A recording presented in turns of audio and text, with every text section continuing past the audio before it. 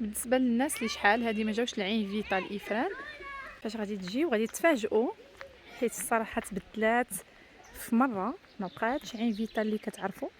صوبوها رجعت زوينه بزاف، رجعت منطقه سياحيه خطيره جدا. كنتمنى للناس اللي مازال ما زاروهاش وهي جديده يجيو يكتشفوها، راه غادي تعجبكم.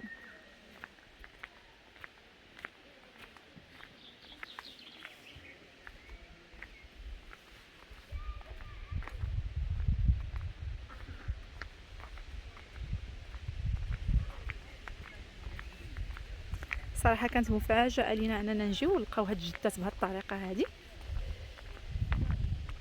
ولكن المنظر فيها زوين بزاف صراحه. لي باركينغ صوبوهم، ما بقاش داك لي باركينغ اللي كتعرفوا غير الحجر، كلشي تقاد. صوبوا الطرقان، صوبوا كلشي. بالنسبه لديك العودان اللي كنتو كتعرفوا كتكونوا جالسين وكيدوزوا من حداكم، داروا لهم بلاصه خاصه هي في الدخله، الدخله ديال عين فيتال، داروا لهم واحد البلاصه بالنسبه للناس اللي تيبغيو يركبوا العودان، كيجيو ياخذوهم من هنايا.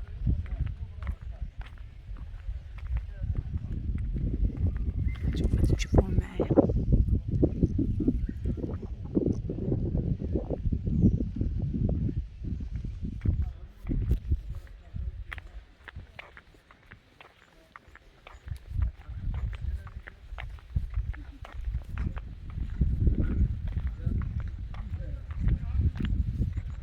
بالنسبه لي باركينغ غادي تلقاو 2 ولا 3 في عين فيتال، ما حدكم داخلين نتوما غادي تلقاوهم، راه حتى هما كما قلت لكم تقادوا، مابقاش داك الحجر التراب ولا القدرون.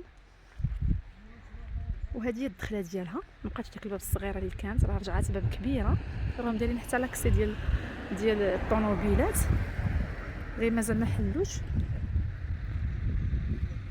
وهذه هي عين فيتال الجديده. كنتمنى اصدقائي باش الفيديو ديال اليوم يكون نال الاعجاب ديالكم. شكرا بزاف على المتابعه ديالكم، والى اللقاء في فيديو لاحق ان شاء الله.